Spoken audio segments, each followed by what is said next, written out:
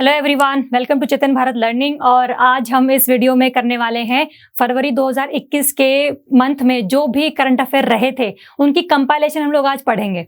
हम अभी तक मार्च 2021 की कंपाइलेशन जो है कर चुके हैं, अभी फरवरी वाली करेंगे। ठीक है, तो शुरू करते हैं without wasting any time. First topic है हमारा medical termination of pregnancy act 2020। ये बेसिकली ये जो एक्ट है, ये जो बिल है, लोकसभा से पास किया जा चुका है, राज्यसभा से पास किया जा चुका है, बस प्रेसिडेंट की एसेट चाहिए इसमें। ठीक है, तो अब बेसिकली इसके क्या प्रोविजंस हैं, क्या आपको याद रखने हैं for the pre point of view, बहुत जल्दी जल्दी से समझेंगे इसे। ठीक है, अगर इसमें हम देखें पहला जो प्रोविजन है, इसमें पहला प्रोविजन ये है कि भाई इसमें क्या किया है, जो अपर लिमिट है अबॉर्शन की, that has been increased from 20 weeks to 24 weeks. मतलब अगर कोई अबॉर्शन करवाना चाहती है लेडी तो 20 वीक के बाद अभी वो नहीं करवा सकती थी, लेकिन अब वो जो लिमिट है वो कितनी कर दी गई है, 24 वीक्स कर दी गई है।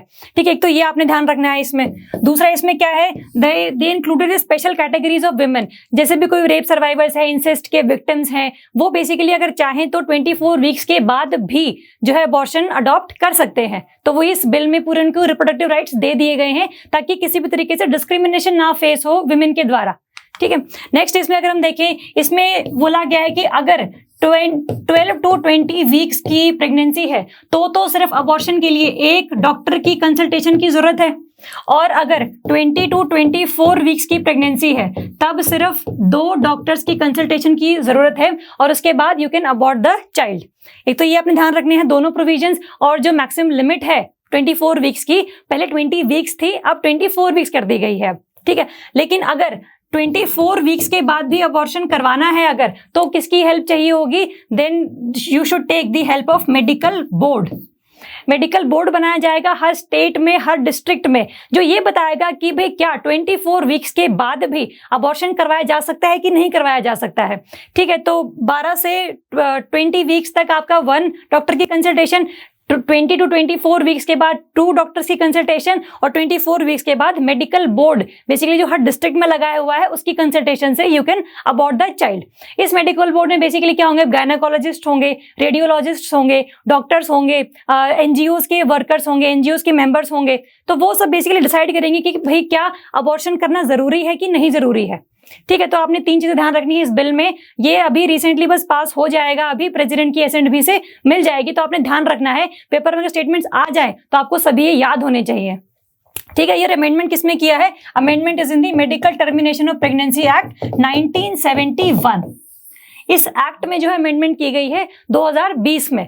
2020 में शुरुआत की गई थी, लेकिन धीरे धीरे अभी टाइम जैसे निकलता जा रहा है, कभी कोरोना आ गया तो बजट सेशन जो सेशन है बेसिकली पार्लियामेंट के वो नहीं लग पाए इतने, तो अभी रिसेंटली इसको पास किया गया है राज्यसभा के द्वारा। अभी भी जस्ट ये एक्ट बन जाएगा if we get the president's accent.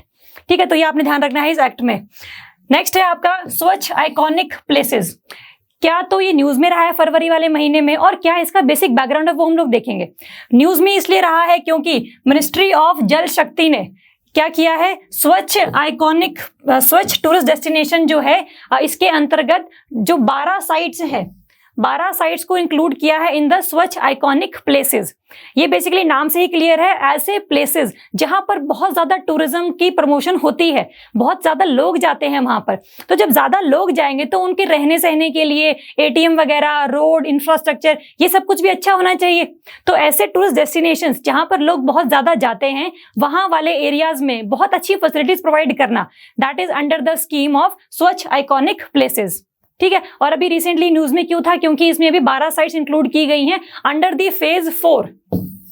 अभी तक इसके फेज 1, 2, 3 हो चुके हैं, और फेज 4 में भी 12 साइट्स जो है इंक्लूड की गई है।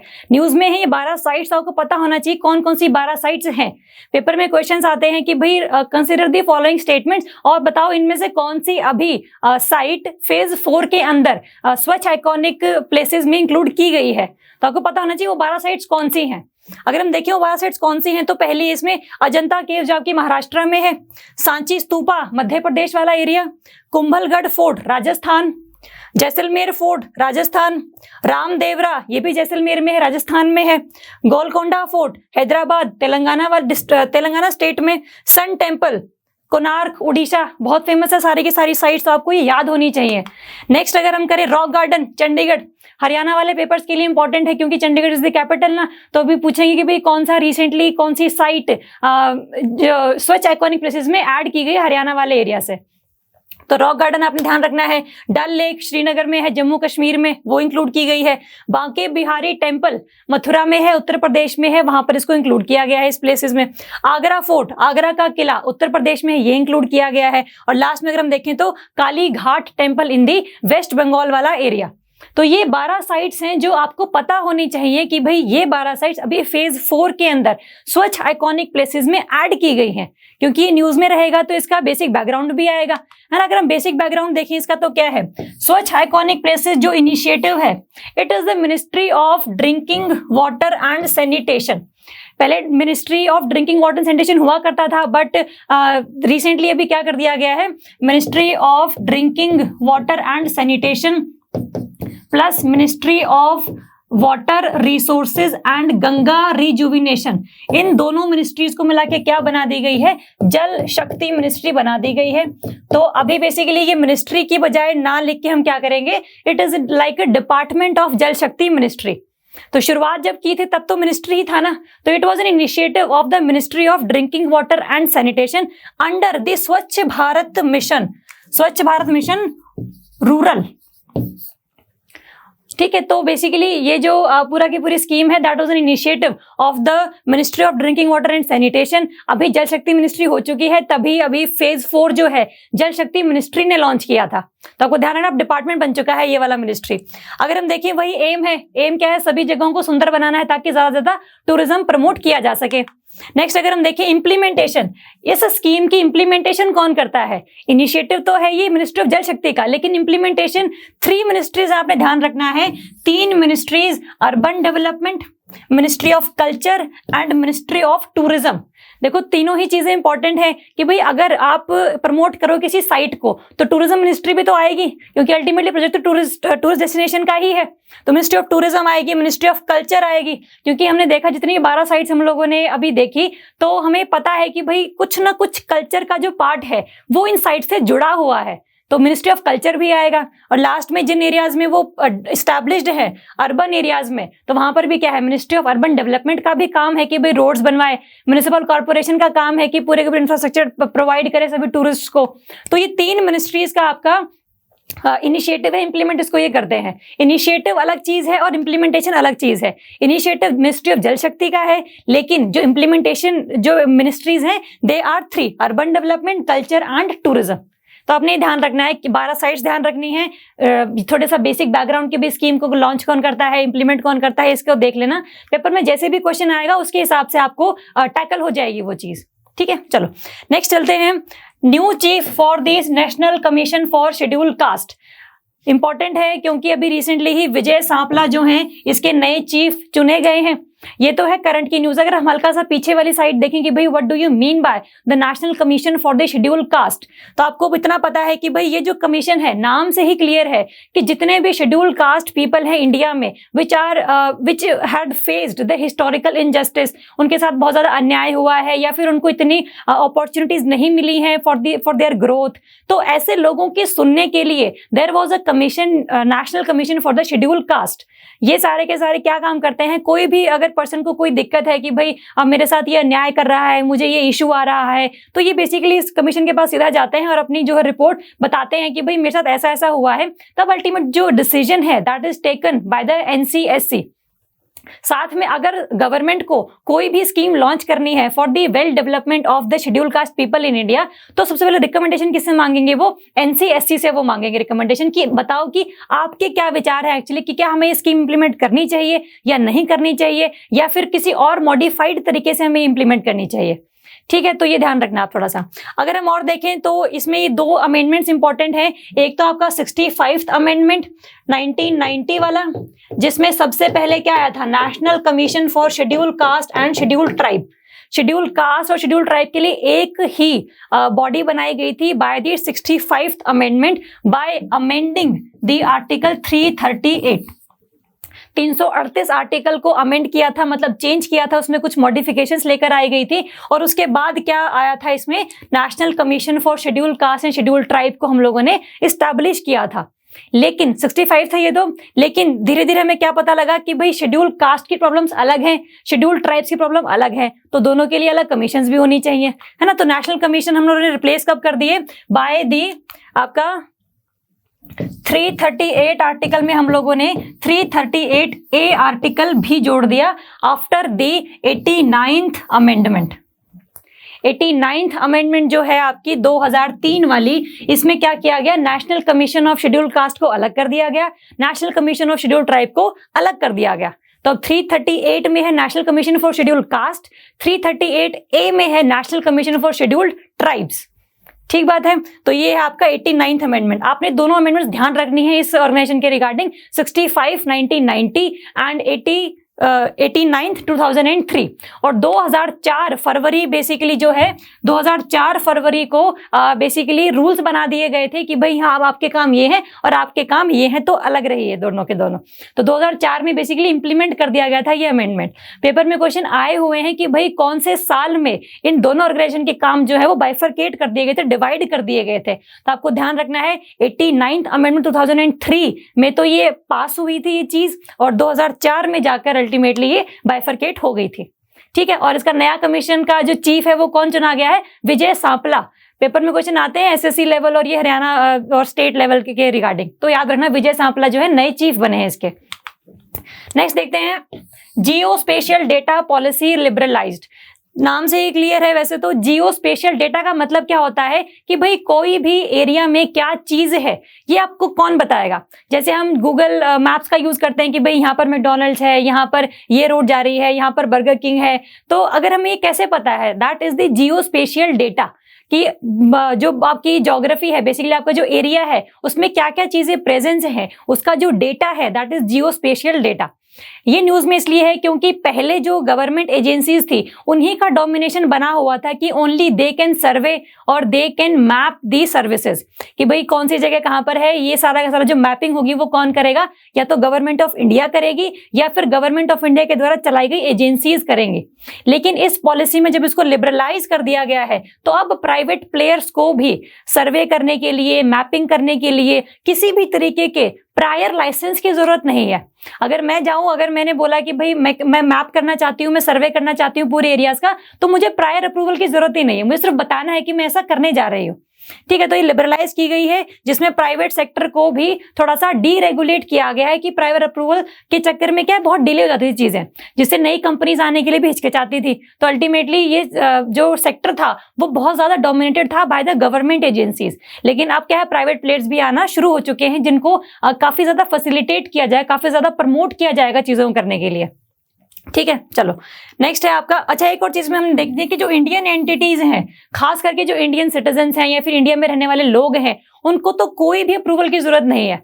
लेकिन जो फॉरेन से लोग आएंगे उनको कम से कम रजिस्ट्रेशन की जरूरत तो है कि भाई हाँ हम ये करना चाह रहे हैं, और अल्टीमेटली जब वो फाइल पास हो जाएगी कि भाई हाँ रजिस्ट्रेशन आपकी प्रॉपर हो चुकी है, तभी वो आगे कर पाएंगे फॉरेन वाले। इंडिया वाले में कोई दिक्कत नहीं है, प्रायर अप्रूवल की भी जरूरत नहीं है और अल्टीमेटली कोई भी और रिकॉग्निशन की भी जरूरत नहीं है। तो आप ध्यान रखना, इंडियन एंटिटीज के लिए तो बिल्कुल भी किसी चीज की जरूरत है ही नहीं। नेक्स्ट अगर हम देखें, ये प्रेजेंट पॉलिसी हमने देखी है कि गवर्नमेंट डोमिनेटेड थी, एक बार इसको देख लेंगे। नेक्स्ट है amendments to juvenile justice act.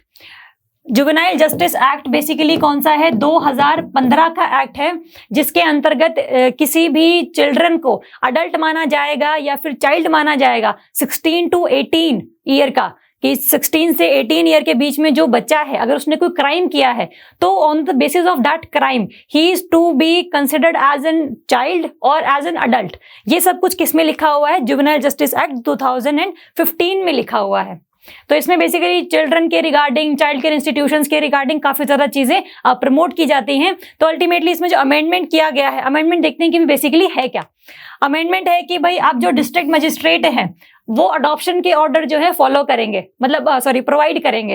पहले क्या होता था, अगर you want to adopt a child तो आपको कोर्ट जाना पड़ता था, लेकिन अब वो चीज कोर्ट के हाथ से निकाल के डिस्ट्रिक्ट मजिस्ट्रेट के हाथ में दे दी गई है। तो now DMs have the power to issue the adoption orders. एक तो ये इंपॉर्टेंट आपने ध्यान रखना है। नेक्स्ट है डीएम के पास और एडिशनल डीएम के ये पास पावर है कि जितनी भी एजेंसीज जे एक्ट के इम्प्लीमेंटेशन के लिए रिस्पॉन्सिबल है, जैसे कोई एनजीओ है, चाइल्ड केयर इंस्टीट्यूशंस हैं, जुवेनाइल हाउसेज हैं, या फिर और कोई भी ऐसी एजेंसीज जो जुवेनाइल जस्टिस एक्ट को इम्प्लीमेंट करने के लिए रिस्पॉन्सिबल है, डीएम और एडिशनल डीएम के पास ये पावर है कि वो उनको बार बार रेगुलेट कर सके, उनको रिकमेंडेशंस दे सके, उनको ऑर्डर्स दे सके खास करके।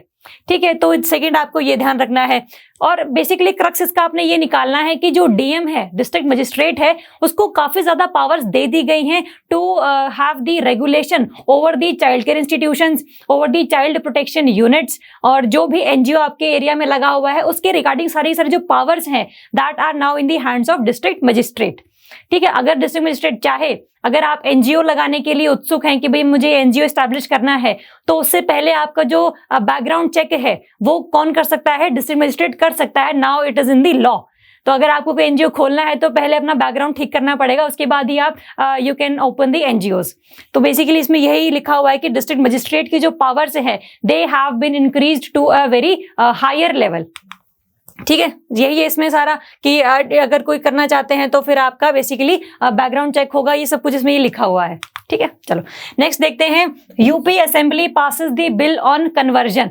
बहुत न्यूज में रहा था। अगर हम बात करें कि अभी तक 3 स्टेट्स हैं जो रिलीजियस कन्वर्जेंस पर बिल लेकर आ चुके हैं, जिसमें से यूपी एक है, बाकी 2 हैं आपके हिमाचल प्रदेश एंड मध्य प्रदेश। अभी तक 3 स्टेट्स ऐसे हैं जिन्होंने रिलीजियस कन्वर्जन के ऊपर अपना लॉ पास किया है। अगर हम यूपी वाले की बात करें तो यूपी वाले के खिलाफ को थोड़ा सा ज्यादा प्रोटेस्ट हुआ था, क्योंकि इसके कुछ प्रोविजंस ऐसे हैं जो किसी भी पर्सन के fundamental rights to marry, fundamental rights to privacy, इन सबको हर्ट करते हैं। तो देखते हैं कि इसमें बेसिकली है क्या, इतना रोष उत्पन्न हो क्यों रहा है लोगों में। इसका अगर हम बात करें तो पहला है इसमें, it makes the religious conversion for marriage a non bailable offence. अगर हम इन चारों प्रोविजंस की बात करें तो आपने एक रक्स ध्यान रखना है कि अगर कोई भी लेडी अपना जो रिलीजन है वो कन्वर्ट कराती है जस्ट फॉर दी मैरिज, कि भाई मैंने इस पर्सन से शादी करनी है इसलिए मुझे अपना ये रिलीजन कन्वर्ट करवाना है, तो ऐसे जो एक्ट हैं they will be non bailable offences, उनके लिए कोई बेल नहीं होगी। और ये प्रूफ किसको करना है कि भाई मैंने सिर्फ मैरिज के लिए रिलीजन कन्वर्ट नहीं कराया है, ये प्रूफ करना है लड़के को जो डिफेंडेंट है। एक तो ये ध्यान रखना है, और साथ में अगर ऐसी कोई मैरिज है जिसको करने के लिए स्पेशली रिलीजन को कन्वर्ट किया गया है, those marriage will be null and void, उनका काम ही खत्म कर दिया जाएगा। तो ये 3 चीजें आपने ध्यान रखनी है रिलीजियस कन्वर्जन बिल के बारे में, यूपी वाले के बारे में। ठीक है, क्लियर है? चलो याद रख लेना है इसको। पेपर वर्क स्टेटमेंट आए प्रीलिम्स पॉइंट ऑफ व्यू से तो आएगा कि भाई कौन से ऐसे स्टेट्स हैं जिन्होंने रिलीजियस कन्वर्जन के ऊपर अपने बिल पास किए हैं, तो वो 3 हैं, यूपी, एमपी एंड एचपी। ठीक बात है, चलो नेक्स्ट देखते हैं प्रधानमंत्री मातृ वंदना योजना। ये न्यूज में इसलिए था क्योंकि अभी रिसेंटली 2020 का जो फाइनेंशियल ईयर था, 2020 वाला जो मार्च 31 को खत्म हो चुका है, उसमें क्या है, जितने भी 1.75 करोड़ एलिजिबल फंक्शनरीज थे, एलिजिबल बेनिफिशियरीज थे इस स्कीम के अंडर, उनको ये बेनिफिट प्रोवाइड किए जा चुके हैं। मतलब अभी तक एक 1.75 करोड़ जो विमेन है वो बेनिफिशियरीज बन चुकी हैं ऑफ द प्रधानमंत्री मातृ वंदना योजना। अगर हम देखें कि व्हाट इज द मातृ वंदना योजना, तो हल्का सा देखते हैं इसका बैकग्राउंड है क्या। ये क्या है, आपका एक मटर्निटी बेनिफिट प्रोग्राम है। मतलब अगर जैसे कोई भी लेडी जब प्रेग्नेंट होती है तो उसके लिए वेज लॉसेस होते हैं काफी ज्यादा। अगर वो किसी जगह पर काम कर रही थी तो काम नहीं कर सकती है, और अगर काम कर भी रही है लास्ट के महीने में भी, तो फिर उसके चाइल्ड और उसकी हेल्थ पर इंपैक्ट पड़ता है। तो अल्टीमेटली कुछ भी हो, विमेन का जो है काम करना छूट ही जाता है in the months of pregnancy and after delivery. तो इस वेज लॉस को कंपनसेट करने के लिए सरकार ने निकाली है प्रधानमंत्री मातृ वंदना योजना, कि भाई आपने अगर वो 6 महीने अगर ब्रेक लिया है तो उसके प्रति हम लोग आप लोगों को पैसे देंगे। अगर इसमें देखिए कितना सरकार देती है, 5,000 जो रुपए है ये देती है सरकार in the 3 instalments for the 1 live born child. सिर्फ एक चाइल्ड के लिए मिलता है ये, जो रिसेंटली बर्थ हुआ है, तो 5,000 रुपए मिलते हैं अंडर दिस स्कीम। और that scheme is specifically to compensate the wage losses of during pregnancy and after delivery. ठीक है, इस तरीके से आपको एक क्रक्स निकालना है इस पूरी की पूरी स्कीम का। साथ में एक ये कंडीशनल कैश ट्रांसफर स्कीम है। देखो ये जो 5,000 है वो 3 इंस्टॉलमेंट्स में मिलते हैं, लेकिन ये 3 इंस्टॉलमेंट तभी मिलेंगे जब आपने पूरे के पूरे चेकअप्स कराए हैं हॉस्पिटल्स में, कि भाई हर ट्राइमेस्टर पर आपने चेकअप कराया है, आपने वैक्सीनेट करवाया है अपने आप को, आपने बच्चे को वैक्सीन लगवाई हैं, आपने उसका जो बर्थ है वो रजिस्टर करवाया है, उसका बर्थ सर्टिफिकेट बनवाया है। ये सारी चीजें अगर आप करेंगे तभी आपके अकाउंट में 5,000 रुपीज आएंगे, अदरवाइज वो नहीं आएंगे। तो that is a condition attach to this scheme, that is why it is known as conditional cash transfer scheme a maternity benefit programme. ठीक है, याद रहेगी चीज। और न्यूज में क्यों था, हमें पता है कि 1.75 करोड़ जो विमेन है वो अभी तक इसका फायदा उठा चुकी हैं अंडर दिस स्कीम। चलो नेक्स्ट है FSSAI caps trans fatty acids in the food. FSSAI basically food safety and standard authority of India. हमने मार्च वाले जब किए थे तब भी हम लोगों ने इसकी बात करी थी, आज भी हम लोग इसकी बात कर रहे हैं। एक स्टैट्यूटरी बॉडी है ये, मतलब किसी एक्ट के अंदर बनाई गई है। 2005 फसाई एक्ट बनाया गया था, उसके अंदर ये बॉडी एस्टैब्लिश की गई थी। दैट इज व्हाई फसाई is a statutory body, under the act form हुई है ये। तो इसने क्या न्यूज में क्यों रही है ये, इसने जितने भी ट्रांस फैटी एसिड्स हैं, TFAs हैं, इनकी लिमिट को कैप कर दिया है। इसने 2020 में निकाली थी एक नोटिफिकेशन जिसके अंडर 3% बाय 2021 और 2% बाय 2022। मतलब किसी भी फूड में, देखो नॉर्मली क्या होता है, जो फूड होता है, कोई तेल है या फिर घी है, इनमें बेसिकली नेचुरल चीजें तो प्रेजेंट है ही है। साथ में इनकी शेल्फ लाइफ बढ़ाने के लिए जो कंपनीज है वो क्या करती हैं, they add the trans fatty acids. तो ट्रांस फैटी एसिड बेसिकली हमारी बॉडी के लिए हार्मफुल हैं और वो कम से कम मात्रा में होने चाहिए। तो फसाई ने कहा था कि जितनी भी ऑयल और फैट हैं उनके रिगार्डिंग अभी 5% लेवल चल रहा था 2020 में, लेकिन 2021 में कितना हो जाना चाहिए, 3% हो जाना चाहिए, और 2022 में कितना हो जाना चाहिए, 2% हो जाना चाहिए। ये तो था पहले ऑयल एंड फैट्स के लिए, लेकिन अब फसाई ने सभी फूड प्रोडक्ट्स के लिए ये बोल दिया है कि चाहे वो ऑयल है, चाहे वो फैट है, या फिर कोई अदर फूड प्रोडक्ट हो, उसमें जो ट्रांस फैटी एसिड्स होंगे वो सिर्फ और सिर्फ कितने होंगे, 2%, सिर्फ और सिर्फ 2% फ्रॉम 2022। 2022 के बाद 2% से ज्यादा अगर TFA किसी भी फूड प्रोडक्ट में अगर होंगे तो that food company will be punished. तो ये क्योंकि लॉ ही नहीं ना, इलीगल हो जाएगी वो चीज। ठीक बात है, ये रहेगा याद। चलो, तो इसलिए न्यूज में था ये। नेक्स्ट है इंद्रधनुष 3.0 लॉन्च्ड। अगर हम इंद्रधनुष 3.0 की बात करें तो हमें पता होना चाहिए कि इंद्रधनुष 1.0 2.0 भी आया होगा पहले, है ना। तो बेसिकली इंद्रधनुष मिशन में होता क्या है, इंद्रधनुष मिशन का बेसिकली है जितने भी 2 साल के बच्चे हैं, 2 साल से नीचे के बच्चे हैं, और जो प्रेग्नेंट विमेन या लैक्टेटिंग मदर हैं आफ्टर डिलीवरी वाली, तो उन सभी को वैक्सीनेशन प्रोवाइड की जाए। That is an objective under this Indradhanush mission. 3.0 की बात नहीं करते हैं, इंद्रधनुष की बात करते हैं।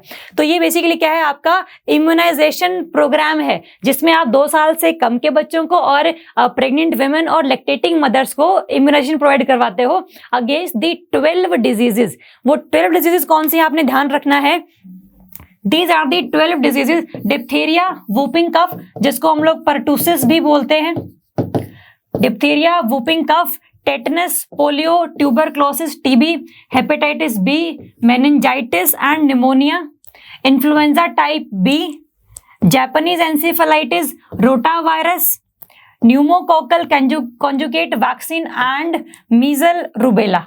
देखो मैंने इसलिए पढ़े हैं क्योंकि आपको कम से कम सुन के तो रहे कि भाई हाँ ये नाम सुना हुआ है, क्योंकि पेपर में क्वेश्चन आता है कि भाई कौन सी ऐसी वैक्सीन्स हैं जो इंद्रधनुष मिशन के अंडर लॉन्च की गई हैं या फिर प्रोवाइड की जाती हैं। तो ये 12 आपने ध्यान रखनी है। मेरे पढ़ने का मकसद ही ये था कि आपको कम से कम एक बार दिख जाए और एक बार आप सुन लो तो वो चीज याद रहती है बाद के लिए।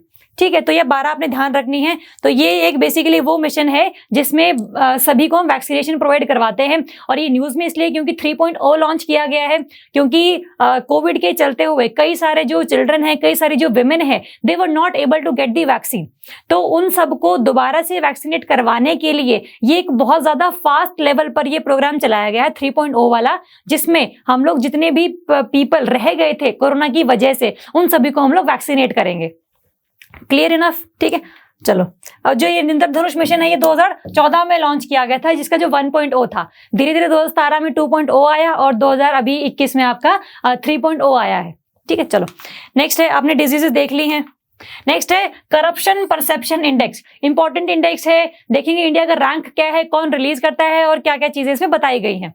तो ये बेसिकली कौन रिलीज करता है, ट्रांसपेरेंसी इंटरनेशनल जो है ये रिलीज करता है। दिस इज देयर लोगो, ठीक है, तो याद रहेगा, एक बार देख लोगे तो इस लोगों को। तो ट्रांसपेरेंसी इंटरनेशनल है जो बेसिकली क्या लॉन्च करता है, करप्शन परसेप्शन इंडेक्स लॉन्च करता है। और अगर हम देखें इंडिया का रैंक कितना है, इंडिया का जो रैंक है दैट इज 86th। इंडिया का rank is 86 out of 180 countries, और ये 6 प्लेसेस नीचे की तरफ गया है। इसका मतलब पहले इंडिया का रैंक कितना था, 78 था, और अभी कितना हो गया, 86 हो चुका है। पेपर में स्टेटमेंट आएगी कि भाई क्या इंडिया का जो रैंक है इन दी करप्शन परसेप्शन इंडेक्स इंप्रूव हुआ है या डाउनग्रेड हुआ है, तो मतलब डाउनग्रेड हुआ है। जितने भी करप्शन वाले होंगे, हंगर वाले होंगे, इनमें हमारा रैंक डाउनग्रेड ही होता रहता है। तो अगर नहीं भी याद रहे कि डाउनग्रेड हुआ था इंप्रूव हुआ था, तो तुक्का मार सकते डाउनग्रेड ही हुआ होगा, ठीक है। तो 86 इसमें अभी इंडिया का रैंक है आउट ऑफ 180 कंट्रीज। और अगर हम देखें इंडिया का जो ओवरऑल रैंक है वो चाइना से भी बुरा है, जिसका जो रैंक है चाइना का दैट इज 78th। चाइना से मतलब नहीं है हमें, लेकिन हमारे रैंक से मतलब पहले 78 था, अब 86 हो गया है। चाइना का नहीं भी याद रखना तो कोई दिक्कत वाली बात नहीं, मत याद रखना, बट ये याद रखना चाइना से थोड़ा सा बुरा है हमारा रैंक, ठीक है। चलो नेक्स्ट है, अगर हम देखें कि भाई फर्स्ट और सेकंड कौन है, जो टॉप कंट्रीज हैं that is New Zealand and Denmark, दोनों के स्कोर सेम है, that is why both the countries are at the level 1। New Zealand and Denmark, ये भी पेपर में क्वेश्चन आ सकता है कि which country topped the corruption perception index. और अगर हम देखें कि भाई साउथ सुडान और सोमालिया, दो ऐसी कंट्रीज हैं, अफ्रीकन नेशन की कंट्रीज हैं, जिन्होंने बहुत ज्यादा काम नहीं किया है करप्शन को रोकने के लिए, that is why they are at the bottom of this index. South Sudan and Somalia, याद रखना दोनों ही केसेस में, चाहे बेस्ट हो चाहे वर्स्ट हो, दो कंट्रीज हैं आपका, New Zealand and Denmark and south Sudan and Somalia, ठीक है। चलो इंडिया का रैंक आपको ध्यान रखना है, कौन रिलीज करता है और ये न्यूज में क्यों था, हम लोगों ने देख लिया। चलो नेक्स्ट है कूप इन म्यांमार। कूप बेसिकली तख्ता पलट, कि भाई पहले अच्छी खासी सरकार चल रही थी, लेकिन अब कौन आ गया है, मिलिट्री ने उसकी जगह ले ली है। ये करवाने का बेसिक मकसद ये है कि भाई पेपर में अगर क्वेश्चन आए कि which country recently faced the coup in that region, तो फिर आपको ध्यान रखना म्यांमार जो है कंट्री जिसका अभी रिसेंटली कूप इन लोगों ने फेस किया है। तो कूप बेसिकली होता है जहां पर सरकार जो है that is being replaced by the military authorities. जितने भी आपके आर्मी के जनरल्स होते हैं वो ओवरटेक कर लेते हैं सरकार को, that is the meaning of coup. तो म्यांमार में भी हुआ है ये, काफी ज्यादा रोष भी लोगों ने उत्पन्न किया, मतलब प्रकट किया है कि भाई ऐसे जो आपकी चुनी हुई सरकार थी उसको अल्टीमेटली आपने without any intimation, without any ढंग की रिकमेंडेशन आपने इसको तख्ता पलट कर दिया है, that is very very undemocratic in nature. चलो नेक्स्ट है भाषण 4 आइलैंड। इंपॉर्टेंट है क्योंकि अभी रिसेंटली जो भाषण 4 आइलैंड है, अगर आपको देखो तो ये बांग्लादेश के कोस्ट के बिल्कुल राइट साइड में है, म्यांमार के बिल्कुल लेफ्ट साइड में है। यहाँ पर है ये आइलैंड भाषण 4 आइलैंड। ये न्यूज में इसलिए है क्योंकि जो 1 मिलियन रोहिंग्यास थे, मतलब अराउंड 10 लाख रोहिंग्यास जो भगाए गए थे म्यांमार वाले एरिया से, अब वो रिसेंटली कहाँ पर जाएंगे, भाषण 4 आइलैंड में इनको रिहेबिलिटेट किया जाएगा। पूरे 10 लाख को नहीं, सिर्फ 1 लाख के लिए जगह बनाई गई है अभी तक। तो 1 लाख लोगों को वहां पर रिहेबिलिटेट करवाने की पूरी स्कीम थी। अभी इनका जो 4th फेज है वो चल रहा है, मतलब जो 4th फेज है जिसमें काफी रोहिंग्यास को और भेजा जा रहा है, वहां पर इनको भी लॉन्च किया गया था, तभी ये चीज न्यूज में थी। आपको ध्यान रखना है कि भी रोहिंग्यास को रिहेबिलिटेट करने के लिए एक आइलैंड है भाषण 4 island under the Bangladesh government. Bangladesh government ने बेसिकली इनकी सहायता करी है रोहिंग्यास की, क्योंकि म्यांमार से निकलकर बिल्कुल पास ही है ना बांग्लादेश वाला एरिया, तो उनको बहुत ज्यादा इलीगल माइग्रेशन ना झेलनी पड़े, बांग्लादेश में आएंगे। अदरवाइज अगर आप कहीं उनको हेबिलिटेट नहीं करोगे तो अल्टीमेट उनके रहने के लिए उन लोगों ने भाषण 4 आइलैंड में भी सुविधाएं प्राप्त करवा दी हैं। लेकिन कई सारी ऐसी वर्ल्ड कम्युनिटीज हैं, कई सारे ऐसे एनजीओज हैं जो ये कह रहे हैं कि भाई बहुत ज्यादा जो कंडीशंस है वो अच्छी नहीं है इस आइलैंड पे। तो लोगों को वाटर की फैसिलिटीज नहीं ढंग से दी गई हैं, सैनिटेशन नहीं है, हेल्थ फैसिलिटीज नहीं है, हॉस्पिटल्स नहीं है। तो ऐसे टाइम पर अगर आप उनको वहां पे रहने के लिए जगह दे भी रहे हो तो भी कोई फायदा नहीं है, क्योंकि उनका जो स्टैंडर्ड ऑफ लिविंग है, जो उनका लाइफस्टाइल है, वो तो इंप्रूव होगा ही नहीं। तो बस वो आप जस्ट उनको जिंदा रखने की बात कर रहे हो, तो वो बहुत इनह्यूमेन कैरेक्टर की बात हम कर सकते हैं, ठीक है। तो न्यूज में भी इसलिए रहता है ये। तो आपको ध्यान रखना है कि भाई ये भाषण 4 आइलैंड है कहां पर, बेसिकली बांग्लादेश के इस साइड और म्यांमार के लेफ्ट साइड, याद रहेगा। चलो नेक्स्ट है grey list of FATF, financial action task force, FATF। ये बेसिकली न्यूज में क्यों था, क्योंकि पाकिस्तान को दोबारा से ग्रे लिस्ट में रख दिया गया है। दो लिस्ट होती हैं इसकी, मेनली ग्रे लिस्ट होती है और आपकी ब्लैक लिस्ट होती है, जिसमें ऐसी कंट्रीज होती हैं जो बहुत ज्यादा काम नहीं कर रही हैं to stop the terrorism. Grey list में वो हैं जिनको बोला गया है कि भाई काम करो, बट वो बिल्कुल भी हेल्प नहीं कर रही है, बट वो कुछ ना कुछ ट्राई जरूर कर रही है अपने हिसाब से। लेकिन जो ब्लैक लिस्ट है, ब्लैक लिस्ट में तो वो कंट्रीज हैं जिसके लिए कोई उम्मीद ही नहीं बची कि भाई कुछ करेंगे कि नहीं करेंगे, जिसमें आपका नॉर्थ कोरिया आएगा। ब्लैक लिस्ट की अगर हम बात करें तो नॉर्थ कोरिया एंड ईरान, ये दो कंट्रीज ऐसी हैं which are in the black list of the FATF। FATF की अगर हम बात करें कि बेसिक क्या है इसका, तो FATF एक ऐसी ऑर्गेनाइजेशन है जो बेसिकली किसके लिए काम करती है, to stop the terrorist financing. मतलब टेररिज्म को मतलब जो टेररिस्ट हैं, जो टेररिस्ट ऑर्गेनाइजेशंस हैं, उनको पैसा कहीं से प्रोवाइड ना किया जाए, उस फाइनेंसिंग को रोका जाए, वो सब का सब इस FATF के अंडर आता है। इसका एक और काम है मनी लॉन्ड्रिंग को रोकना, वेपन्स ऑफ मास डिस्ट्रक्शन को रोकना। तो ये सारे काम है FATF का, जिसकी वजह से पूरे वर्ल्ड में पीस बनी रहे एक्चुअली। ठीक है, तो FATF इसलिए न्यूज में था क्योंकि पाकिस्तान को लोगों ने दोबारा से ग्रे लिस्ट में डाल दिया है, क्योंकि जितना काम इसको करना चाहिए था इतना उसने काम नहीं किया पाकिस्तान ने। बात तो चल रही थी ब्लैक लिस्ट में डालने की, लेकिन फिर कुछ दया भाव खा के इसको ग्रे लिस्ट में ही रखा गया है, क्योंकि अगर एक बार ब्लैक लिस्ट में डाल दिया तो फिर बिल्कुल ही काम नहीं करेगा ये। क्योंकि ब्लैक लिस्ट में आने का मतलब होता है कि भाई आपको ना IMF कोई लोन देगा, ना आपको वर्ल्ड बैंक कोई लोन देगा, ना आप किसी और कंट्री से लोन ले सकते हो। तो ऐसे केस में आप टेररिज्म को रोकने के लिए पैसा कहां से लेकर आओगे? तो जब पैसा नहीं होगा तो अल्टीमेटली और टेररिज्म बढ़ेगा। तो फिर इसको ब्लैक लिस्ट में ना रखते हुए ग्रीन लिस्ट में ही रखा गया है, which is a successful thing for the Pakistan कि ब्लैक लिस्ट में नहीं गए, तो हमारे लिए अचीवमेंट की बात है ये। ठीक है, अगर हम देखें FATF के बारे में, तो FATF कब बनी थी? 1989 में ये बनी थी by the G7 countries. G7 countries हैं जो मोस्ट डेवलप्ड कंट्रीज हैं आपके पूरे वर्ल्ड में। अगर हम बात करें वो कौन कौन है, तो अगर हम नॉर्थ अमेरिका की बात करें, जिसमें कनाडा आता है, USA आता है, दो ये G7 का पार्ट है, UK आता है, फ्रांस आता है, जर्मनी आता है, इटली आता है, और एशिया वाले एरिया में जापान आता है। ये 7 कंट्रीज हैं which are considered to be very developed in nature. Canada, USA, United Kingdom, England, basically France, Germany, Italy and Japan. तो ये G7 कंट्रीज का इनिशिएटिव था कि भाई 1989 में कोई ऐसी ऑर्गेनाइजेशन लेकर आई जाए जो टेररिज्म को रोकने के लिए वेल प्रूफ काम करे, जिसका सिर्फ काम ही ये हो करना, तो ज्यादा इफिशिएंटली वो काम कर पाएगा। तो ये 1989 में था, जिसका हम लोगों ने देख लिया ऑब्जेक्टिव था क्या। इसका जो हेडक्वार्टर है that is in the Paris में इसका हेडक्वार्टर है। इसके मेंबर कितने हैं? 37 तो कंट्री मेंबर है, मतलब जो कंट्री है that are the members of this FATF। साथ में 2 regional organisations are its member. 2 वो कौन सी हैं? एक तो है आपकी यूरोपियन कमीशन। यूरोपियन कमीशन, देखो मैंने यूरोपियन यूनियन नहीं लिखा है because both are the different things. तो यूरोपियन कमीशन है पहला, और दूसरा है गल्फ कोऑपरेशन काउंसिल। ये 2 आपकी जो रीजनल ऑर्गेनाइजेशन है that are the part of FATF, और मेंबर कंट्रीज कितने हैं? 37। तो हेडक्वार्टर कहाँ है, मेंबर कितने हैं, कब बनी थी, किसने बनाई थी, न्यूज में क्यों रही है, ये हम सब ने देख लिया है, और आपको ये रिवाइज भी करना है आपके नोट्स में से। ठीक है, तभी चीजें याद रहेंगी, अदरवाइज सुनते रहोगे तो फिर चीजें याद नहीं रहती, फायदा कोई नहीं है सिर्फ वीडियो देखने का। ठीक है, चलो नेक्स्ट अगर हम देखें, नेक्स्ट है CPEC, China Pakistan economic corridor. नाम से ही क्लियर है, न्यूज में इसलिए था क्योंकि काफी ज्यादा रोष उत्पन्न हुआ है लोगों में, जो POK वाले रीजन वाले हैं। ठीक है, देखते हैं कि भाई क्या इशू क्या था।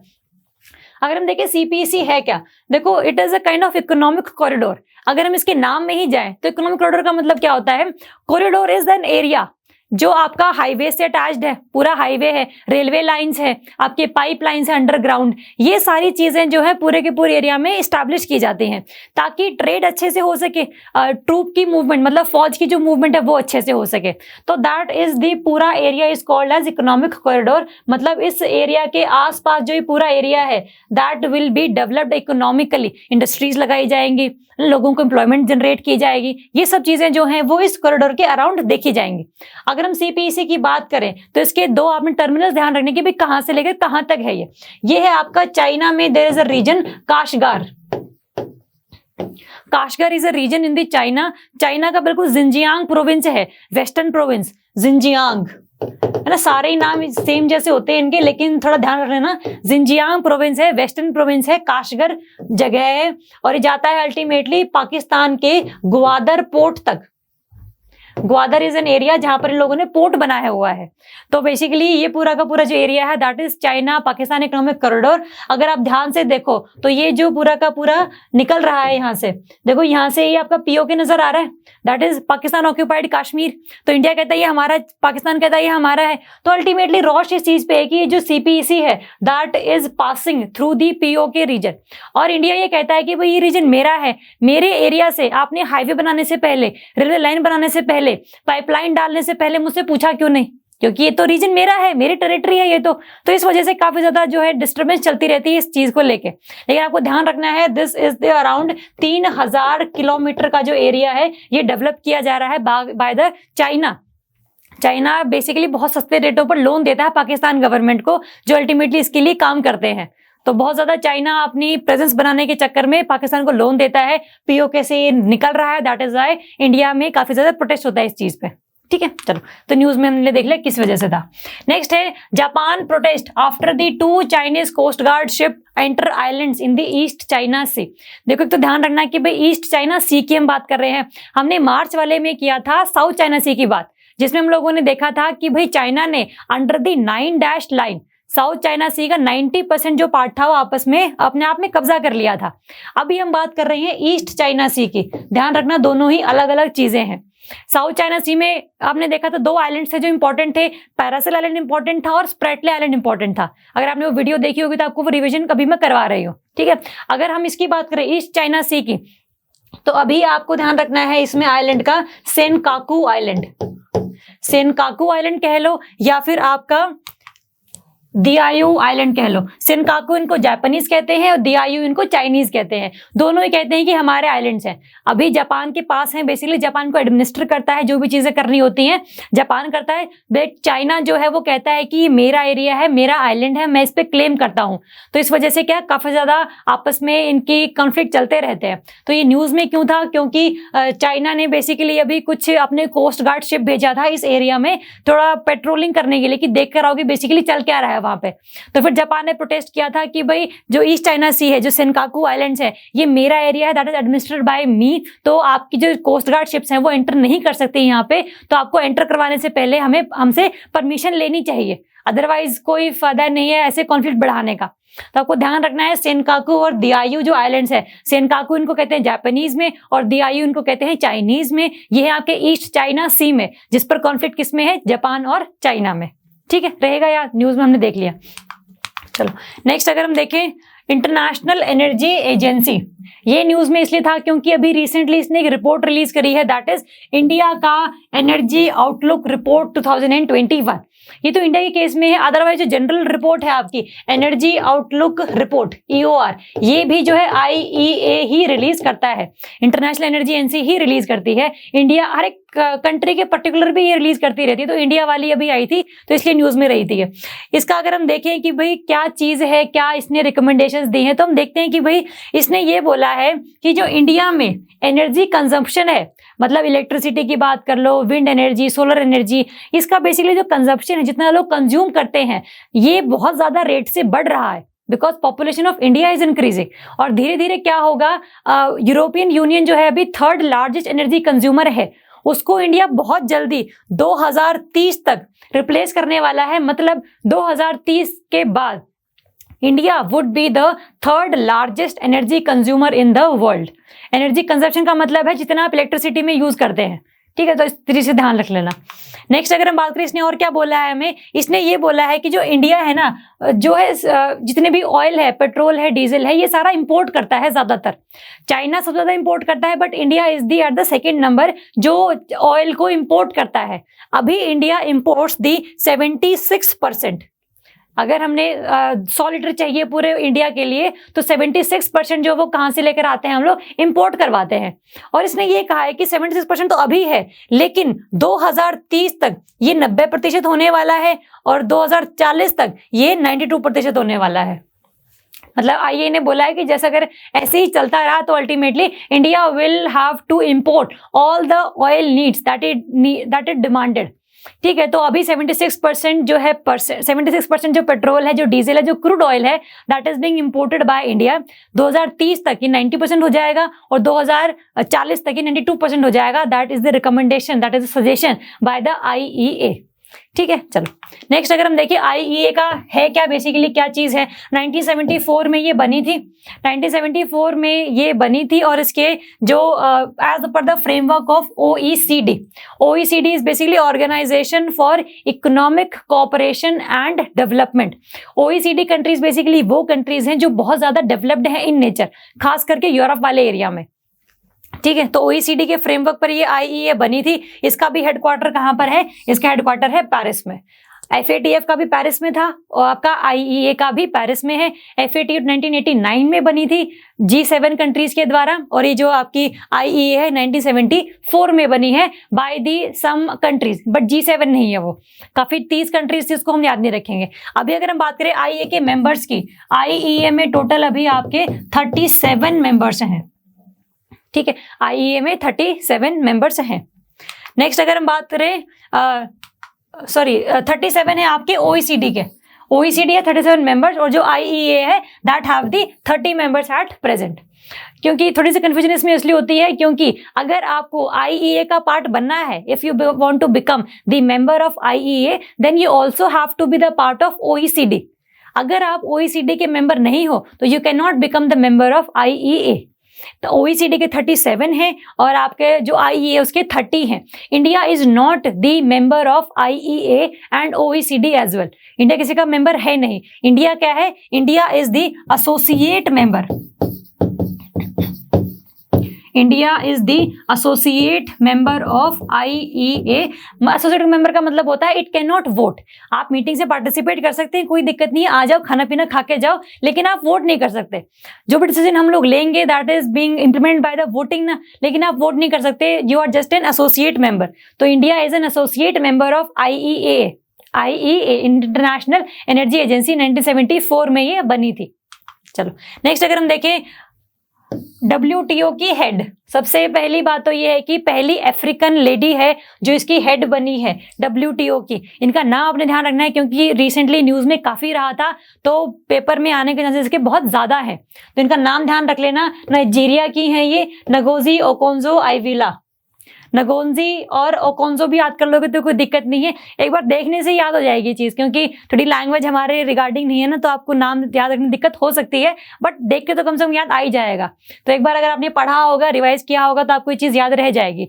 ये इंपॉर्टेंट क्यों है, क्योंकि पहली ऐसी लेडी है जो WTO की फीमेल चीफ बनी है। अदरवाइज अभी तक सारे मेल मेंबर जो थे वो हेड थे इसके। और सबसे पहली बात और क्या है, सबसे पहली ऐसी लेडी है जो अफ्रीका कॉन्टिनेंट को रिप्रेजेंट कर रही है। अफ्रीकन कॉन्टिनेंट से आज तक कोई भी WTO का हेड नहीं बना है, ये पहली है।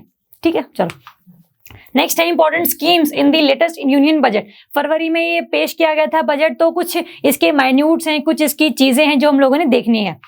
पहली है हेल्थ एंड वेलबींग को लेकर। सबसे पहली बात है इसमें कि इंडिया गवर्नमेंट ने प्रधानमंत्री आत्मनिर्भर स्वस्थ भारत योजना रिसेंटली लॉन्च की है। आत्मनिर्भर स्वस्थ भारत योजना, आत्मनिर्भर का ही मतलब है कि जितना भी आपका primary care, secondary care, tertiary care. Primary care मतलब आपको सर्दी खांसी जुकाम हो गया, आपने दवाई लेकर जानी है। सेकेंडरी केयर मतलब आपको हल्की डायबिटीज है या TB है, उसका इलाज करवाना है। टर्शरी केयर आपको कैंसर है या ब्रेन ट्यूमर है। मतलब as we are moving from primary to secondary to tertiary, the specialisation of the hospitals is increasing. तो अगर ये तीनों ही चीजों को इंप्लीमेंट करने के लिए, जिसमें टेक्नोलॉजी कैसी होगी, खुद ही बनाई हुई होगी, the technology would be indigenous in nature. ये सारा का सारा किसमें लिखा गया है, प्रधानमंत्री आत्मनिर्भर स्वस्थ भारत योजना जो भी रिसेंटली लॉन्च किया गया है, जिसमें प्राइमरी, सेकेंडरी, टर्शरी जो केयर इंस्टीट्यूशंस हैं उनको हम थोड़ा सा वेल डेवलप करने की कोशिश करेंगे। नेक्स्ट है आपका मिशन पोषण 2.0। 2.0 पोषण मिशन लॉन्च किया गया है, किसको मर्ज करके, it has been launched after the merger of Poshan Abhiyan and supplementary nutrition programme. पोषण Abhiyan and supplementary nutrition programme दोनों को मर्ज करने के बाद पोषण 2.0 लॉन्च किया गया है। हमने मार्च वाले महीने में भी देखा था जब हमने रिकॉर्डिंग की थी, जिसमें हम लोगों ने देखा था कि जो ministry of women and child development है वो सारी की सारी जो स्कीम्स हैं विमेन के रिगार्डिंग उनको 3 भागों में डिवाइड करने जा रही है। मतलब हर स्कीम जो उन 3 स्कीम्स का पार्ट बनेंगे, जिसमें से आपका एक मिशन वात्सल्य था, मिशन शक्ति था और आपका मिशन पोषण 2.0 था। ठीक है, तो वो 3 स्कीम्स थी, ये भी हम लोगों ने भी रिसेंटली रिवाइज कर लिया। तो हमारी चीजें देखो साथ पक्की होती जा रही हैं। मेरा ये मकसद है कि भाई जैसे जैसे चीजें आती जाए ना, पुराना भी आपको रिवीजन होता है, बट ज्यादा मेहनत आपके पार्ट पर है, आपको रिवीजन ज्यादा करनी है एज कम्पेयर टू मी। ठीक है, क्योंकि मैं कुछ टॉपिक से रिवीजन करवा दूंगी, सबके नहीं करवा सकती मैं। नेक्स्ट है आपका जल जीवन mission urban.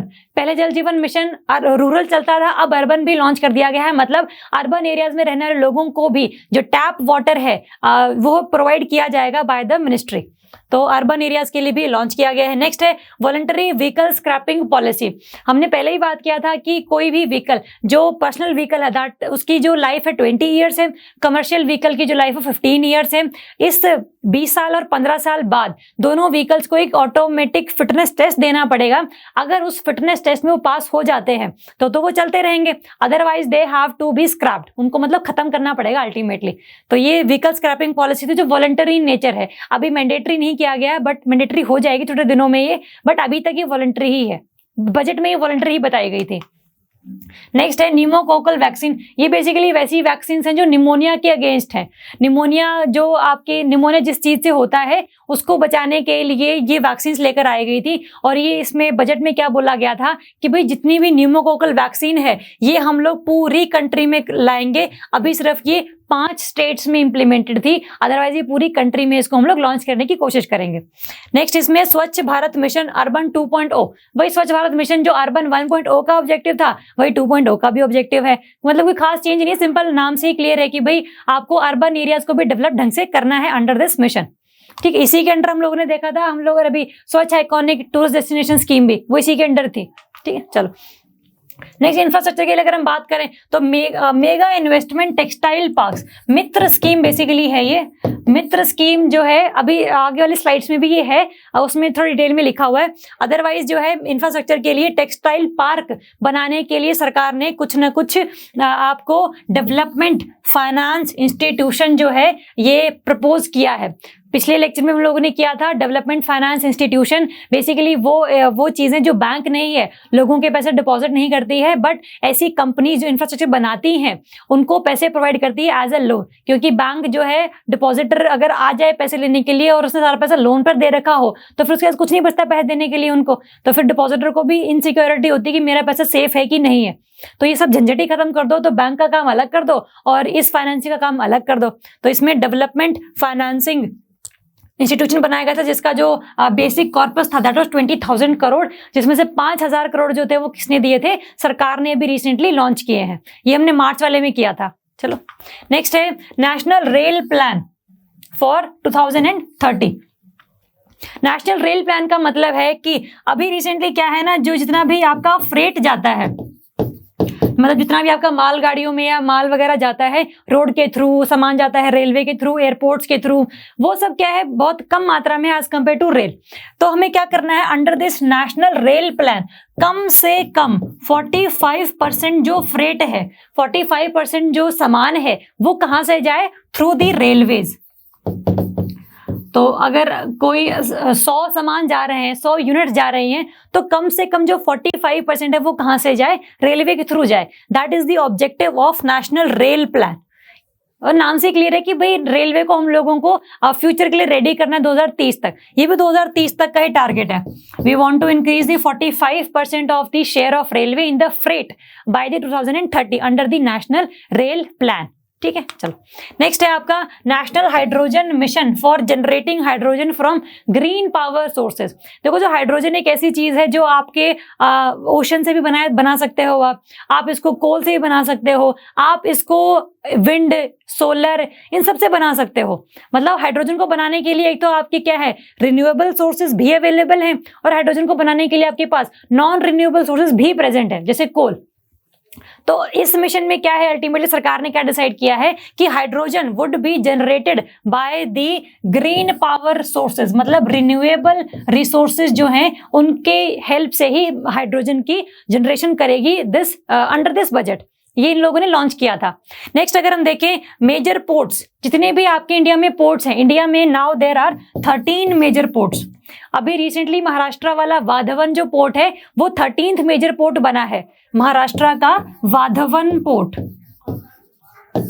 Vadhavan port in Maharashtra has become the 13th major port, जिसके इस जो बजट है इसमें क्या कहा गया था कि ये जो पोर्ट है ना बेसिकली गवर्नमेंट की डोमिनेशन के अंडर है, गवर्नमेंट चलाती है बेसिकली इन्हें, गवर्नमेंट ही इनको ओन करती है, मतलब इनके जो ओनरशिप है वो सरकार के पास है और जो ऑपरेट करती है वो भी सरकार ही करती है।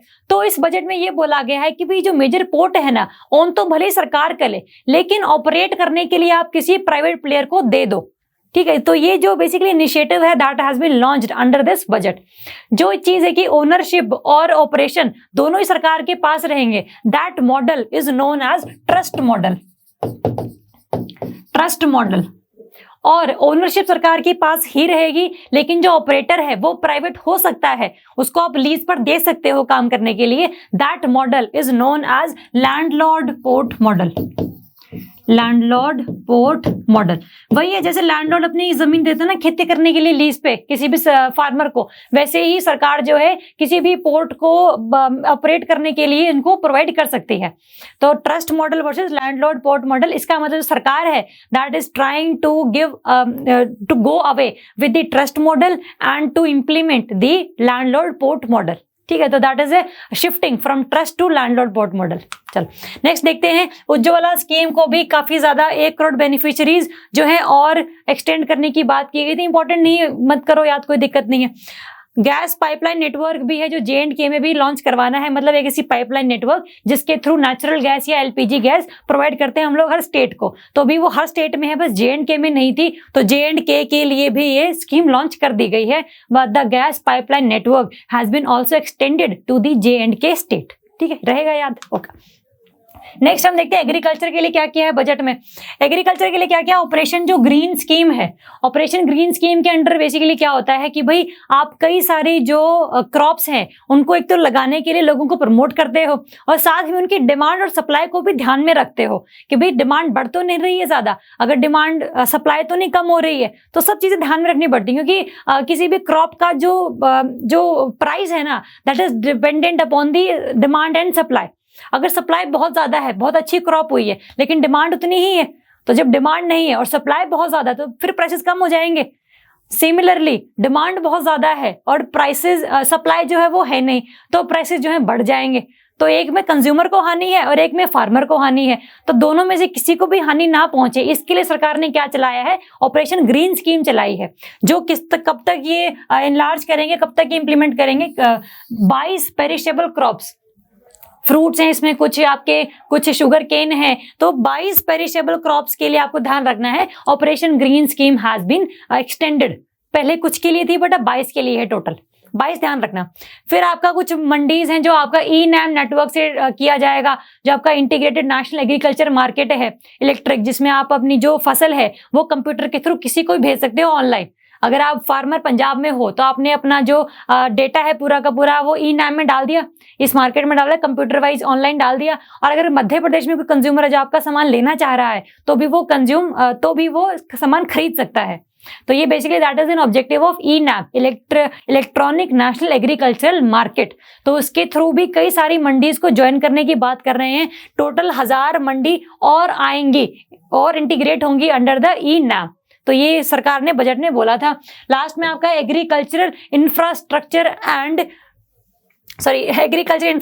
फंड, ये बेसिकली है एक ऐसा फंड लॉन्च करेगी सरकार, जितनी भी मंडीज हैं, जो भी जहां पर आप कोई क्रॉप लेने के लिए जाते हो या फिर बेचने के लिए जाते हो, दैट आर दी मंडीज, उनको हम क्या बोलते हैं, APMC मंडीज।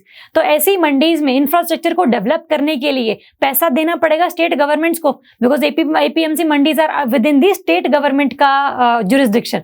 तो सरकार स्टेट गवर्नमेंट को पैसे देने पड़ेंगे सेंट्रल गवर्नमेंट को, तो फिर वो कहां से देगी, एग्रीकल्चर इंफ्रास्ट्रक्चर फंड में से निकाल के देगी ये, ठीक है। तो ये एक नया फंड बनाया गया था इन दी बजट 2021-22। नेक्स्ट है कुछ 5 मेजर जो फिशिंग हार्बर्स हैं, आपने ध्यान रखना कहाँ कहाँ पर बनेंगे। चेन्नई तमिलनाडु, कोची केरला, पारादीप उड़ीसा, पेतवा घाट वेस्ट बंगाल, विशाखापट्टनम आंध्र प्रदेश। इन 5 जगहों पर जो है फिशिंग हार्बर्स बनाए जाएंगे, मतलब काफी ज्यादा फिशिंग इंडस्ट्री को प्रमोट किया जाएगा, ज्यादा फिशेज कैप्चर की जा सके, लोगों को एम्प्लॉयमेंट जनरेशन दी जा सके। तो ये सब चीजें जो है after this 5 major fishing harbour के बाद ये चीजें अचीव कर पाएंगे, इंप्लीमेंट कर पाएंगे। तो अपने 5 जरूर ध्यान रखने हैं कि भाई कौन से ऐसे 5 एरियाज हैं जहां पर फिशिंग हार्बर लगाने के लिए सरकार ने बजट में कुछ प्रोविजंस लेकर आए थे। तो आपको 5 याद होने चाहिए, पेपर में क्वेश्चन आ सकता है। चलो नेक्स्ट है आपका seaweed farming. Seaweed farming basically kind of plant है ये, इसकी फार्मिंग के लिए सरकार ने काफी प्रमोट किया है और इसका जो पहला सीवीड पार्क है वो कहाँ बनाया जाएगा, तमिलनाडु में बनाया जाएगा वो। तो ये भी ध्यान रखना, सीवीड फार्मिंग का जो पहला प्लांट है that would be established in the Tamil Nadu वाला एरिया। ठीक है, चलो नेक्स्ट है agriculture infrastructure and development cess. ये भी रिसेंट वाली स्लाइड्स में आएगा, तब इसको डिटेल में करेंगे। इस सेस को भी यहीं पर रहने देते हैं, अगली स्लाइड्स में इंपॉर्टेंट है ये, तब करेंगे। नेक्स्ट है आपका साइंस एंड टेक्नोलॉजी के लिए बजट में ही है, बजट में बोला गया है कि नेशनल रिसर्च फाउंडेशन NRF, ये इंपॉर्टेंट टर्म है, नेशनल रिसर्च फाउंडेशन बेसिकली सरकार ने बनाई है। जो किसी भी एरिया में जो बंदा रिसर्च कर रहा है, चाहे वो साइंस में रिसर्च कर रहा है, चाहे वो टेक्नोलॉजी में रिसर्च कर रहा है, चाहे वो ह्यूमैनिटीज में रिसर्च कर रहा है, तो किसी भी चीज में अगर वो रिसर्च कर रहा है तो उसको करने के लिए जो पैसे चाहिए हैं that would be given by the national research foundation. ठीक है, तो ये basically it is expected to fund the research across a range of discipline. तो जो फंड है वो कौन देगा, नेशनल रिसर्च फाउंडेशन, जिसको भी रिसेंटली सरकार ने लॉन्च किया है अंडर दिस बजट। नेक्स्ट अगर हम देखें डिफेंस के लिए क्या बोला है बजट में, डिफेंस और इंटरनल सिक्योरिटी के लिए there would be non lapsable fund. हम लोग ने मार्च वाले में भी किया था, there was Pradhan Mantri Swasthya Suraksha Nidhi, that is also non lapsable fund. वैसे ही ये है आपका non lapsable fund for the defence internal security. इसका मतलब हर साल जो पैसे आप इस फंड में डाल रहे हो, पूरा 1 साल खत्म होने के बाद वापस नहीं निकाले जाएंगे, सरकार के पास दोबारा नहीं जाएंगे, वो इसी फंड में पड़े रहेंगे वो। अगर आपने 100 रुपए डाले हैं फ्रॉम दी अप्रैल 1 to 31 मार्च अगले साल का, तो वो जो 100 रुपए अगर खर्च नहीं होते हैं तो अल्टीमेटली होता क्या है, नॉर्मली वो सरकार के पास दोबारा चले जाते हैं, मतलब जो फंड है वो खाली हो जाता है, अगले साल फिर उसमें फंड भरते हैं, उसमें और पैसा भरते हैं। लेकिन अगर नॉन लैप्सेबल फंड की बात करें तो ऐसा फंड जिसमें से पैसा जो अगर आ गया एक बार तो वो सिर्फ खर्च ही होगा, सरकार के पास दोबारा नहीं जाएगा। तो that is a kind of fund, non lapsable fund, which is specifically to improve the defence and internal security of in India. ठीक है, या तो इसमें जो पैसा जाएगा या तो वो जाएगा डिविजिबल पूल में से। जैसे अगर हम बात करें कि फाइनेंस कमीशन होता है, फाइनेंस कमीशन बताता है कि भाई अगर 100 रुपए आए हैं सरकार के पास, सेंट्रल गवर्नमेंट के पास, तो इसमें से कितने स्टेट को मिलेंगे और कितने सेंटर को मिलेंगे। तो फाइनेंस कमीशन का ये काम है कि जितना भी रेवेन्यू है सेंट्रल गवर्नमेंट का, उसमें से कितना पैसा सरकार सेंटर का है और कितना पैसा स्टेट का है। अभी रिसेंटली क्या है, जो स्टेट है उसको कितने मिलते हैं, 41% जो है वो पैसे मिलते हैं। मतलब टोटल रेवेन्यू सरकार का 100 रुपए है तो 41 पैसे कौन ले जाएगा, स्टेट ले जाएगा। ठीक है, तो जितना भी डिविजिबल पूल था, है ना, डिविजिबल पूल ही है बेसिकली, आधा पैसा सेंटर को चला गया, आधा पैसा स्टेट को चला गया। पहले कितना था ये डिविजिबल पूल, 41% नहीं था, ये पहले था 42%, 42 से 41 आया है। तो ये जो 1 रुपए का 1% का जो गैप है, 1% का जो ये गैप है बेसिकली, ये जो पैसा है वो कहाँ जाएगा, under this non lapsable fund for the defence internal security. तो या तो ये डिविजिबल पूल में से जाएगा या फिर सरकार कोई और इनिशिएटिव इंप्लीमेंट करना चाहे तो सरकार की मर्जी है। अदरवाइज अभी तक इतना ही सोचा गया है कि भाई जो ये 1% बचा था डिविजिबल पूल में से, इसमें से जो फंड है वो यहाँ पर चला जाएगा फॉर द इंटरनल सिक्योरिटी, खास करके J&K के लिए भी, नक्सलाइट्स वाले एरिया के लिए भी, आपका नॉर्थ ईस्ट वाले एरिया के लिए भी, जहां पर काफी इंटरनल इंसर्जेंसी काफी चलती रहती है, काफी कॉन्फ्लिक्ट चलते रहते हैं, तो उसके लिए इस फंड में से पैसे दिए जाएंगे। ठीक है, रहेगा याद। चलो नेक्स्ट है government hopes to cut fiscal deficit. आपने इसमें 4 चीजें ध्यान रखनी है कि भाई सरकार ने अभी जैसे बजट पेश किया था उसके बाद इन लोगों को बजट पास भी करवाना होता है। तो फिस्कल डेफिसिट बेसिकली क्या होता है, फिस्कल डेफिसिट का मतलब होता है सरकार की जितनी बोरोइंग्स हैं, सरकार जितना पैसा उधार लेना है, that is the fiscal deficit of the सरकार। जितना पैसा आपने उधार लेना है दैट इज फिस्कल डेफिसिट। हमारा टारगेट क्या था? टारगेट था हमारा 3.5%। 2020 और 21 के लिए 2020-21 का जो बेसिकली ईयर था, फाइनेंशियल ईयर, उसमें हमारा टारगेट था 3.5% हो। ये इसका मतलब अगर 3.5% ऑफ द जीडीपी मतलब इनकम ऑफ दी पूरा इंडिया। अगर पूरे देश की जो इनकम है वो 100 रुपए है, तो वो 100 रुपए में से जो 100 रुपए का जो 3.5% है, मतलब 3.5 रुपए, is basically the borrowing of the government. इसका मतलब वो सरकार को वापस करने हैं किसी न किसी को, तो वो इनकम में काउंट नहीं होते मेनली। ठीक है, तो 3.5% हमारा टारगेट था, लेकिन हम लोगों ने अचीव कितना किया? हम लोगों ने किया 9.5%। 3.5 वॉज द लिमिट कि भाई इतना फिस्कल डेफिसिट रखना है, लेकिन कितना हो गया? 9.5 रुपए हो गया 100 की अगर हम बात करें तो 9.5% फिस्कल डेफिसिट हो गया। मतलब सरकार ने ज्यादा उधार लिया बाकी सब चीजों से, बाकी सब इंस्टीट्यूशन से, वर्ल्ड बैंक से लिया, IMF से लिया, किसी और कंट्री से लिया, मतलब उधार बढ़ गई गवर्नमेंट की। और वैसा क्यों हुआ? बिकॉज लॉकडाउन लग गया, कोरोना के लिए हेल्थ सर्विसेज प्रोवाइड करनी थी, उसके लिए पैसा चाहिए था, उसके लिए भी सरकार को बोरो करना पड़ा। क्योंकि अगर हम इंडिया की बात करें तो इंडिया में जो चीजें थी काफी रुक गई थी, कंपनीज बंद हो गई थी, लोगों की इनकम आनी बंद हो गई थी, तो कॉर्पोरेट टैक्स नहीं लगता था, आपका इनकम टैक्स लोगों ने नहीं भरा, लोगों ने अपने लोन नहीं चुकाए, सरकार के पास पैसा नहीं था अल्टीमेटली। तो सब जब पैसा ही नहीं सरकार के पास, तो कहीं ना कहीं तो लेकर आएगी ना वो अपनी जरूरतें पूरी करने के लिए, तो वो उधार लेकर आए। तो 3.5% का जो टारगेट था वो कितना अचीव हुआ? 9.5%। और ये न्यूज में क्यों था? क्योंकि सरकार ने 2021 और 22 का जो ईयर है उसके लिए टारगेट रखा है 6.8% of the GDP would be the fiscal deficit, और 2025 और 26 तक आते आते हम कितना कर देंगे? इसे 4.5% कर देंगे। ठीक है, रहेंगे याद 3.5% 2020-21 के लिए टारगेट था, लेकिन अचीव कितना किया? 9.5%। 2021 और 22 के लिए कितना है? 6.8%। 2025 और 26 के लिए कितना है? 4.5%। ये आपने 4 चीजें ध्यान रखनी है। और फिस्कल डेफिसिट क्या होता है? Is basically the borrowing of the government. कितना सरकार ने उधार ले रखा है, जितना ज्यादा फिस्कल डेफिसिट होगा उतना ज्यादा उधार होगा सरकार पे, तो उतनी ज्यादा दिक्कतों वाली बात है। ठीक है, चलो नेक्स्ट है आपका there is an FRBM act. इसी में है अगर आपको फिस्कल डेफिसिट को मैनेज करना होता है कि भाई नहीं हम 3.5% नहीं करेंगे, हम 6.8 का टारगेट रख रहे हैं या फिर हम 4.5 का टारगेट रख रहे हैं, तो आपको एक FRBM एक्ट है, उसके अंदर भी इसको लिखना पड़ता है, उसको भी ये पास करवाना पड़ता है। FRBM is the fiscal responsibility and budget management act 2003। इस बजट में लिखा गया है कि भाई सरकार का जो फिस्कल डेफिसिट होगा वो विद इन द लिमिट होगा। अदरवाइज अगर लॉ में नहीं लिखोगे, सरकार कितना भी उधार लेती जाए, है ना, क्या पता अगले 5 साल में वो दोबारा इलेक्शन लड़के जीत के आए या ना आए, तो फिर अल्टीमेटली कौन सी सरकार भरेगी? जो आगे आने वाली सरकार आई है। तो ऐसे तो फिर लोगों में चलता ही रहेगा कि भाई उस सरकार ने लिया था और हमें पूरा का पूरा करना पड़ रहा है ये। तो एक कॉन्फ्लिक्ट से बचने के लिए एक लॉ ही बना दिया गया है कि आपका जो फिस्कल डेफिसिट होगा उसका एक टारगेट हम लोगों ने लिमिट कर दिया है, एक सेट कर दिया है कि भाई इसके ज्यादा आप उधार नहीं ले सकते। ठीक है, तो 3.5% वो टारगेट था 2020-21 में, बट वो नहीं हो पाया क्योंकि सब चीजें हमने लोगों ने डिस्कस की, जो चीजें हो गई थी। और तो इस एक्ट में बेसिकली बताना पड़ेगा कि भाई 2021 और 22 के लिए हम लोगों ने अब 6.8% का टारगेट रखा है और इसको पार्लियामेंट से पास भी करवाना होगा।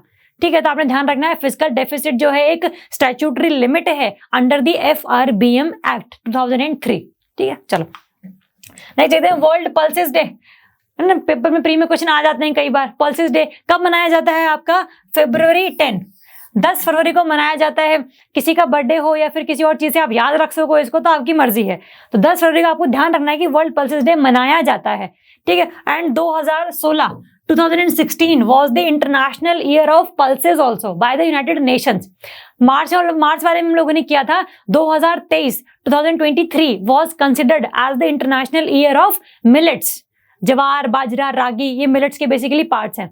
2023 था वो। 2016 is the international year of pulses. ठीक है, याद रहेगा। इसकी थीम आपने ध्यान रखनी है। Theme is the #LovePulses।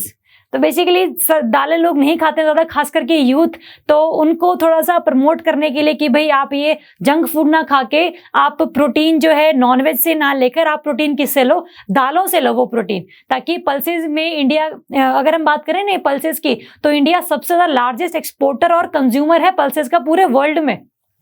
मतलब जो प्रोडक्शन है पल्सेस की वो बहुत ज्यादा इंडिया में होती है, पूरे वर्ल्ड में फर्स्ट नंबर पर है हम लोग, और जो एक्सपोर्ट है वो भी हम लोग फर्स्ट नंबर पर है। तो India is at the first number at the production and export of the pulses in all over the world. तो आपने बेसिकली इसको और बढ़ाना है, इसकी खेती को और बढ़ाना है, तो इसकी थीम आपने ध्यान रखनी है #LovePulses। ठीक है, रहेगा याद? ओके, चलो नेक्स्ट है production linked incentive schemes, PLI। देखो नाम से ही क्लियर है, प्रोडक्शन लिंक्ड इंसेंटिव्स, ऐसे इंसेंटिव्स जो आपको कैसे बढ़ते रहेंगे विद द प्रोडक्शन। अगर आपकी प्रोडक्शन ज्यादा है कंपनी की, आपके पास कोई फैक्ट्री है, आपने कोई चीजें बनाई है, जितनी ज्यादा प्रोडक्शन करोगे उतने आपको इंसेंटिव्स मिलेंगे। ये इस स्कीम में लिखा हुआ है, द प्रोडक्शन लिंक्ड इंसेंटिव्स। जितने कम प्रोडक्शन होगी उतने कम इंसेंटिव मिलेंगे। तो ये सरकार ने काफी ज्यादा चीजों के लिए इंप्लीमेंट किया है, टेलीकॉम सेक्टर के लिए इंप्लीमेंट किया है, फार्मास्यूटिकल के लिए इंप्लीमेंट किया है, इलेक्ट्रॉनिक्स के लिए इंप्लीमेंट किया है। तो कुछ सेक्टर्स हैं जहां पर जो भी इंडस्ट्रीज लगेंगी उनमें जितनी ज्यादा प्रोडक्शन होगी उतने इंसेंटिव्स उन लोगों को दिए जाएंगे। तो ये न्यूज में क्यों था? Because it was launched for the telecom sector. ठीक है, और ये कब से लॉन्च हुआ है? अप्रैल 1, 2021 से ये लॉन्च हो जाएगा। अभी तक तो लॉन्च हो गया होगा। ठीक है, चलो नेक्स्ट है, अगर हम PLI की बात करें तो PLI में टेलीकॉम सेक्टर वाले की अगर हम बात करें तो इसमें क्या है, अगर कोई कंपनी है ना, अगर कोई कंपनी 100 करोड़ से ज्यादा की इन्वेस्टमेंट करती है, मैंने कोई कंपनी खोली जिसमें मैंने 100 करोड़ की इन्वेस्टमेंट करी, उसको लगाने के लिए मेरे 100 करोड़ रुपए खर्च हो गए, और साथ में एक तो ये लिमिट होगी इन्वेस्टमेंट की, साथ में एक और लिमिट है प्रोडक्शन की। मतलब अगर मैंने 100 करोड़ लगाने के बाद भी 200 चीजें बनाई, 200 यूनिट बनाई, और हम टेलीकॉम सेक्टर की बात करें तो हम वायर्स की बात कर लें तो वायर्स बहुत काम आते हैं। तो मैंने मान लो कि भाई 20 यूनिट ऑफ वायर्स बनाई, तो 200 पे मेरे को नहीं मिलेगा पैसे, 200 पे नहीं मिलेगा। तो क्या है, 400 जब आप कर लोगे, 500 जब आप कर लोगे, तो अल्टीमेटली एक लिमिट सेट की हुई है कि भाई इतनी प्रोडक्शन के बाद ही आपको जो इंसेंटिव्स मिलेंगे। इसका मतलब जो लिमिट है वो इन्वेस्टमेंट पर भी है और जो लिमिट है वो प्रोडक्शन पर भी है। तो अगर वो दोनों को सेटिस्फाई करते हो आप, तभी जाके आपकी कंपनी को इंसेंटिव्स जो है सरकार देगी, अदरवाइज आपको इंसेंटिव्स नहीं मिलेंगे। तो जो 100 करोड़ है that is the limit for the normal companies, और जो MSMEs है, micro small and medium enterprises, उनके लिए लिमिट कितनी है? 10 करोड़ है। ये आपने चीज ध्यान रखनी है। और जो अल्टीमेटली जो ईयर है, the year is the 2019 and 20, मतलब इस साल में जितनी प्रोडक्शन आपने करी है उसके आगे जाना है आपको। ठीक है, जैसे अगर आपने 2019 और 20 में 200 यूनिट्स लगाई थी, 2020-21 में आपने कितनी लगाई? 400 यूनिट्स लगाई, तो आपने 200 बेसिकली इंप्रूव किया है अपने अंदर। तो इस 200 के हिसाब से आपको जो इंसेंटिव सरकार प्रोवाइड कर देगी। 200 के अगर आपने 500 कर दिए तो इंसेंटिव्स और ज्यादा मिलेंगे, 200 के अगर आपने 800 कर दिए तो और इंसेंटिव्स मिलेंगे। तो it is a incentive which is linked with the production.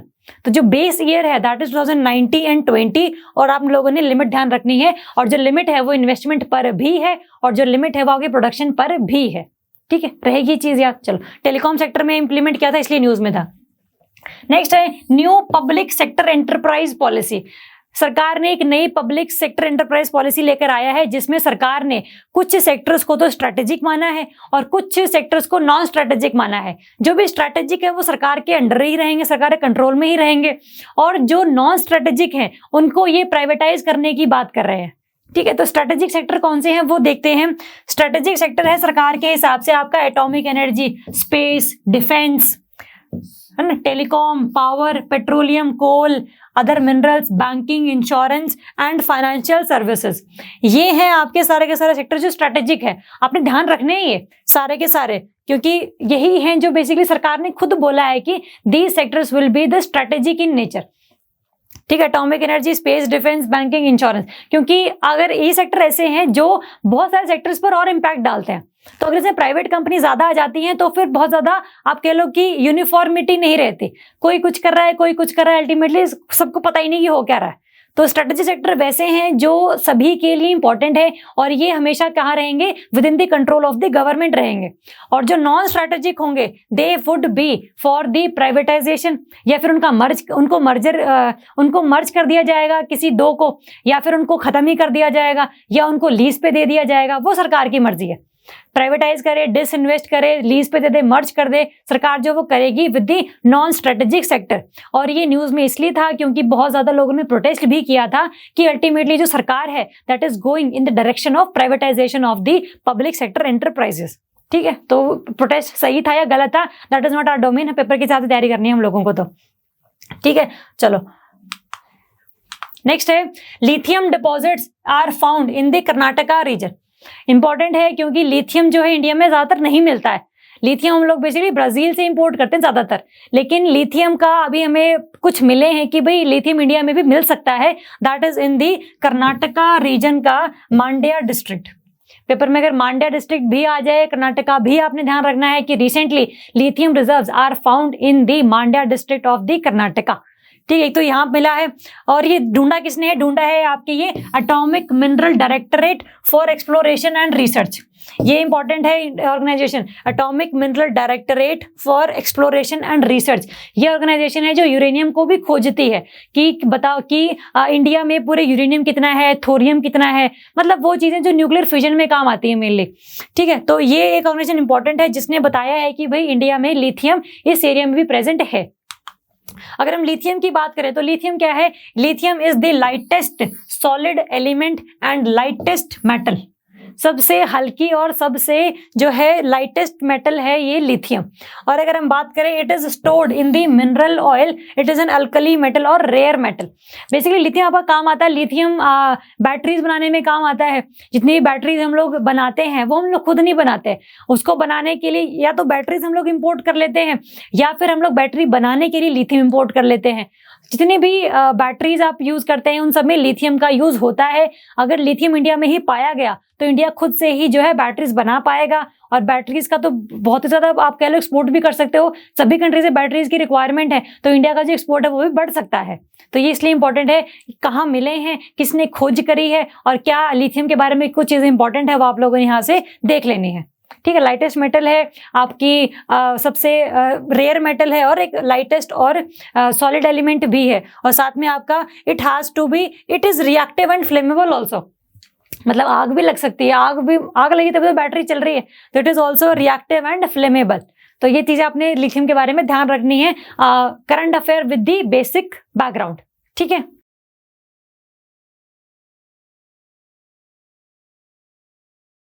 हाय, अगर आपको ये लेक्चर पसंद आया तो हमारे चैनल को सब्सक्राइब कीजिए, और अगर आप यूपीएससी 2021 के प्रीलिम्स के लिए सीरियस हैं तो हमारा क्रैश कोर्स जरूर ज्वाइन कीजिए।